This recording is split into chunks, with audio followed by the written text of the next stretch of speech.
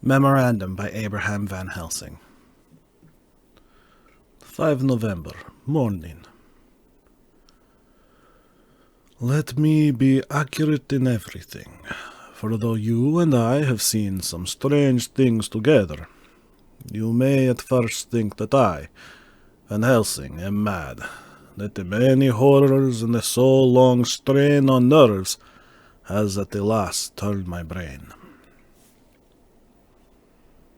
All yesterday we travel, ever getting closer to the mountains, and moving into a more and more wild and desert land. There are great frowning precipices and much falling water, and nature seemed to have held some time her carnival.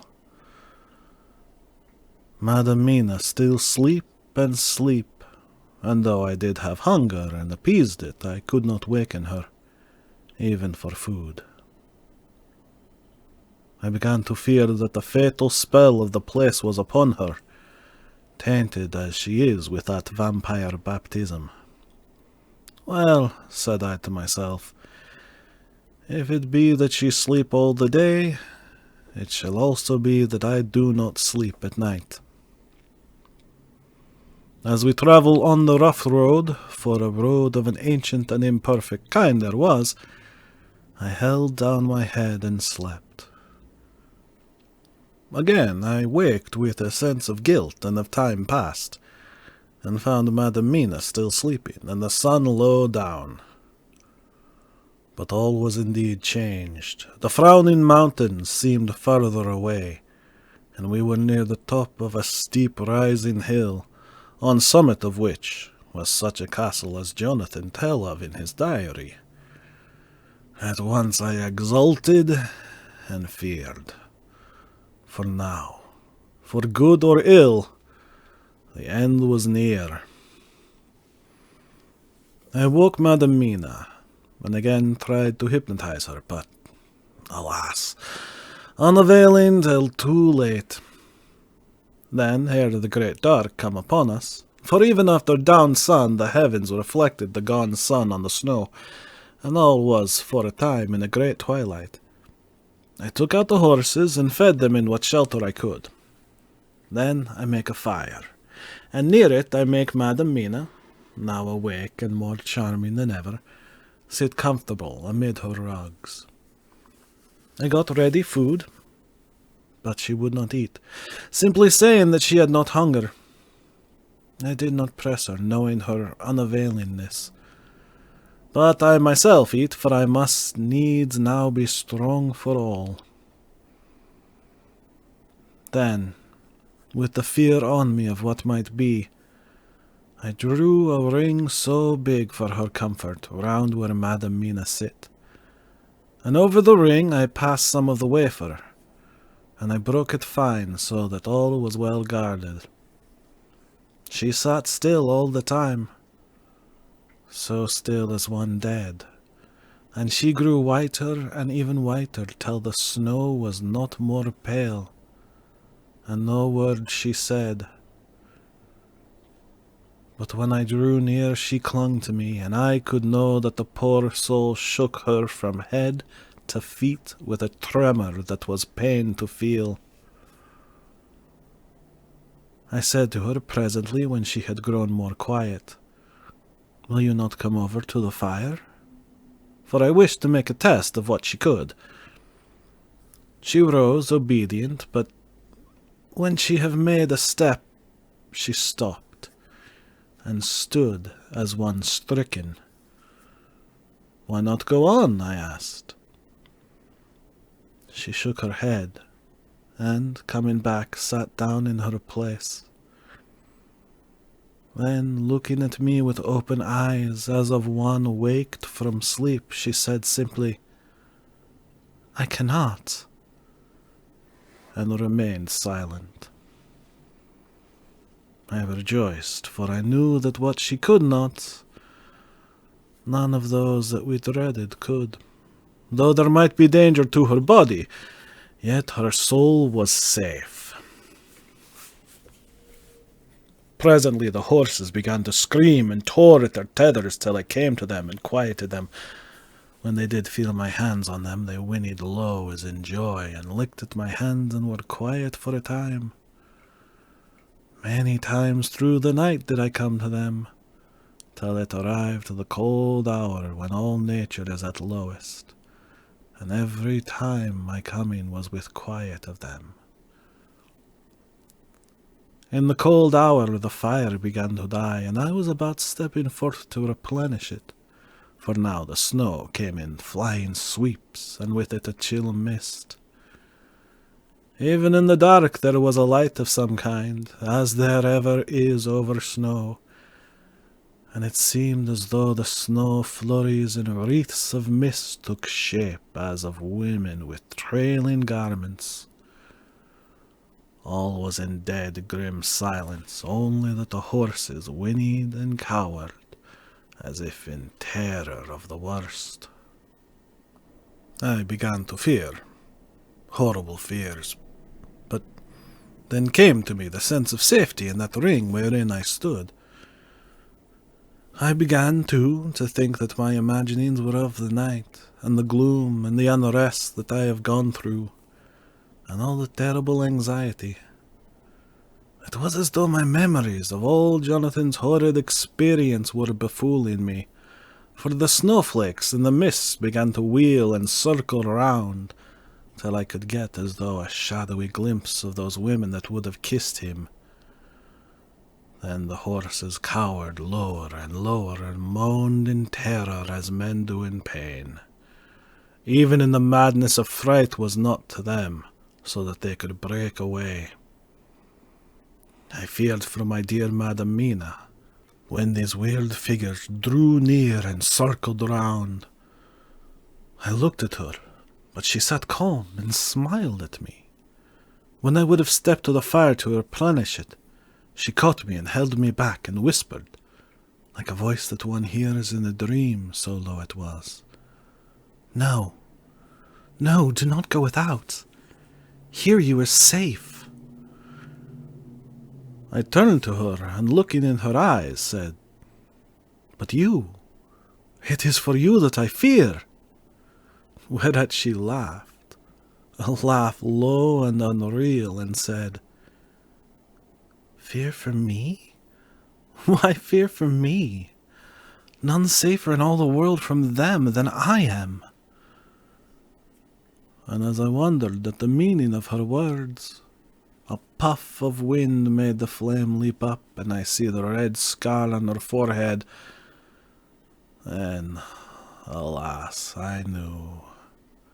Did I not, I would soon have learned, for the wheeling figures of mist and snow came closer, but keeping ever without the holy circle.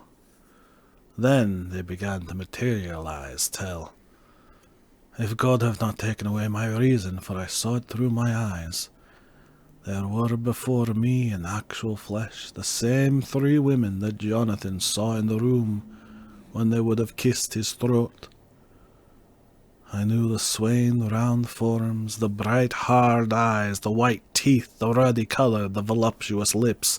They smiled ever at poor dear Madam Mina, and as their laugh came through the silence of the night, they twined their arms and pointed to her, and said in those so sweet tingling tones that Jonathan said were of the intolerable sweetness of the water glasses, Come, sister, come to us. Come, come. In fear I turned to my poor Madam Mina, and my heart with gladness leapt like flame, for, oh, the terror in her sweet eyes, the repulsion, the horror, told a story to my heart that was all of hope. God be thanked she was not yet of them. I seized some of the firewood which was by me, and holding out some of the wafer, advanced on them towards the fire. They drew back before me and laughed their low, horrid laugh. I fed the fire and feared them not, for I knew that we were safe within our protections. They could not approach me whilst so armed, nor Madamina, whilst she remained within the ring, which she could not leave no more than they could enter. The horses had ceased to moan and lay still on the ground. The snow fell on them softly, and they grew whiter. I knew that there was for the poor beasts no more of terror. And so we remained till the red of dawn to fall through the snow gloom. I was desolate and afraid, and full of woe and terror. But when that beautiful sun began to climb the horizon, life was to me again. At the first coming of the dawn, the horrid figures melted in the whirling mist and snow. The wreaths of transparent gloom moved away towards the castle and were lost. Instinctively, with the dawn coming, I turned to Madam Mina, intending to hypnotize her, but she lay in a deep and sudden sleep from which I could not wake her. I tried to hypnotize through her sleep, but she made no response, none at all, and the day broke. I fear yet to stir. I have made my fire and have seen the horses. They are all dead. Today I have much to do here, and I keep waiting till the sun is up high. For there may be places where I must go, where that sunlight, though snow and mist obscure it, will be to me a safety. I will strengthen myself with breakfast, and then I will to my terrible work. Madam Mina still sleeps, and God be thanked, she is calm in her sleep.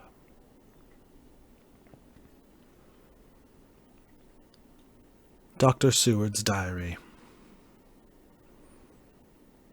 5th November. With the dawn, we saw the body of the Zagani before us dashing away from the river with their lighter wagon. They surrounded it in a cluster and hurried along as though beset. The snow is falling lightly, and there is a strange excitement in the air. It may be our own feelings, but the depression is strange. Far off, I hear the howling of wolves. The snow brings them down from the mountains, and there are dangers to all of us, and from all sides. The horses are nearly ready, and we are soon off. We ride to death of someone. God alone knows who, or where, or what, or when, or how it may be.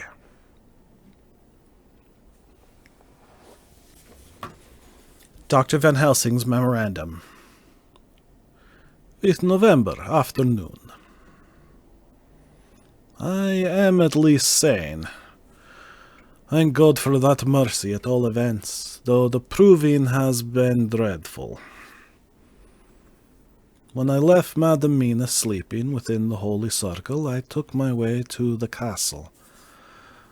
The blacksmith hammer which I took in the carriage from Veresti was useful.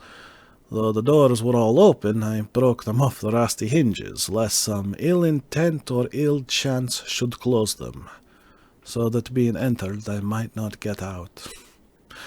Jonathan's bitter experience served me here.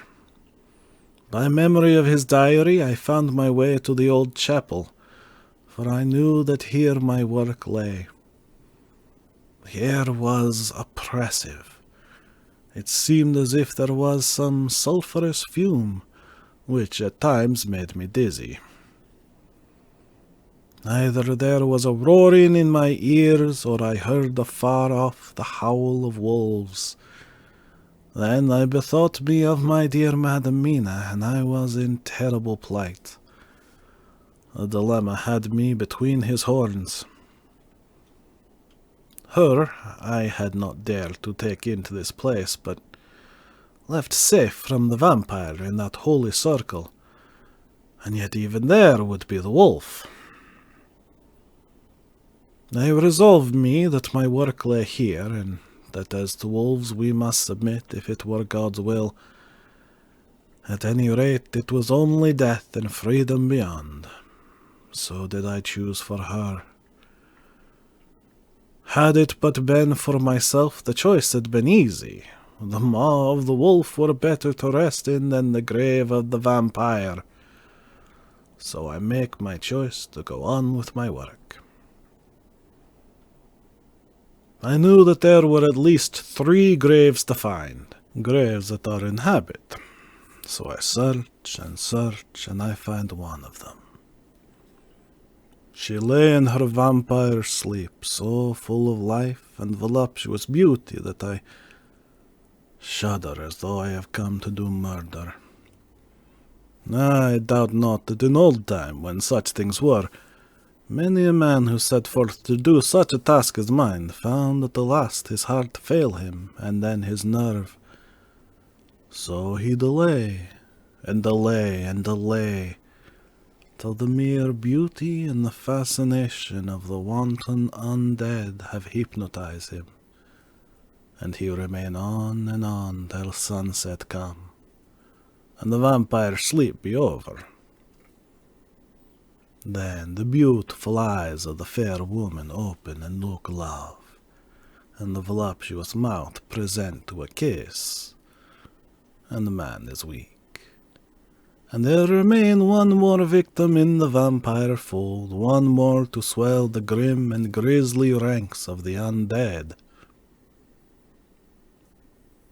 There is some fascination, surely, when I am moved by the mere presence of such an one, even lying as she lay in a tomb fretted with age and heavy with the dust of centuries, though there be that horrid odour such as the lairs of the Count have had. Yes, I was moved, I, Van Helsing, with all my purpose and with my motive for hate. I was moved to a yearning for delay which seemed to paralyze my faculties and to clog my very soul. It may have been that the need of natural sleep and the strange oppression of the air were beginning to overcome me. Certain it was that I was lapsing into sleep, the open-eyed sleep of one who yields to a sweet fascination, when there came through the snow-stilled air a long, low wail, so full of woe and pity that it woke me like the sound of a clarion. For it was the voice of my dear Madam Mina that I heard. Then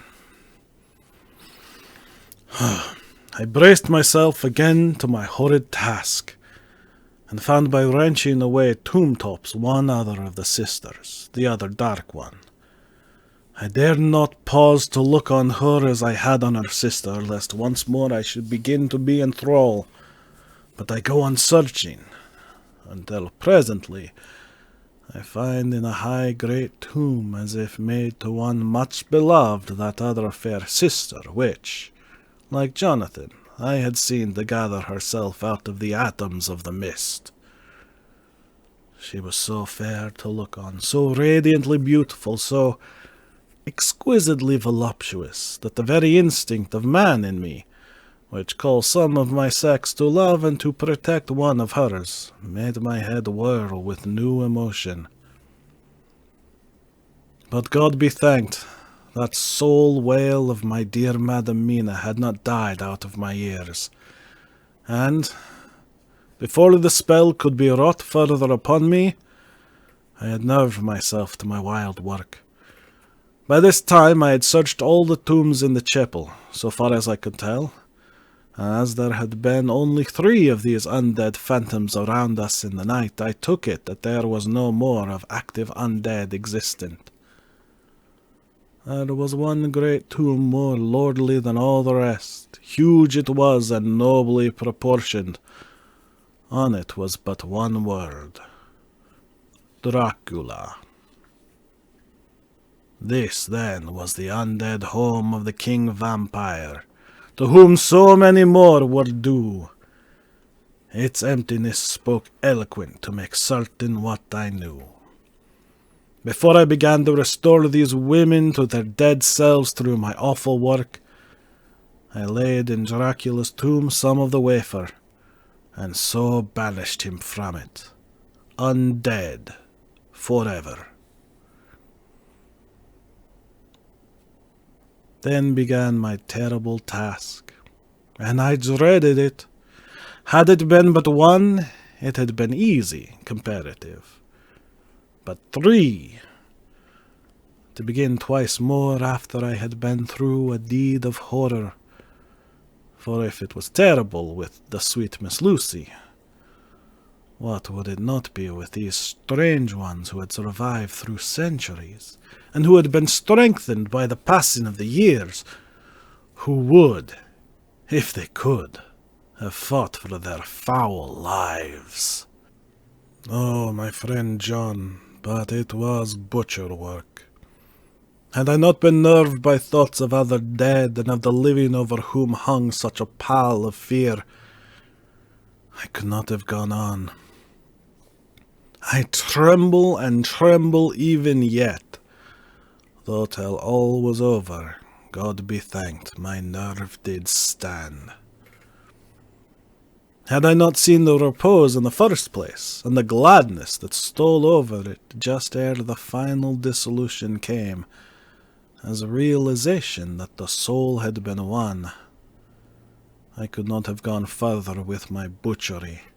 I could not have endured the horrid screeching as the stake drove home, the plunging of writhing form and lips of bloody foam. I should have fled in terror and left my work undone, but it is over. And the poor souls, I can pity them now and weep, as I think of them placid each in her full sleep of death, for a short moment ere fading. For, friend John, hardly had my knife severed the head of each, before the whole body began to melt away and crumble into its native dust, as though the death that should have come centuries agone had at last assert himself and say at once and loud, I am here. Before I left the castle, I so fixed its entrances that nevermore can the Count enter there undead. When I stepped into the circle where Madam Mina slept, she woke from her sleep, and, seeing me, cried out in pain that I had endured too much. Come, she said, come away from this awful place. Let us go to meet my husband, who is, I know, coming towards us.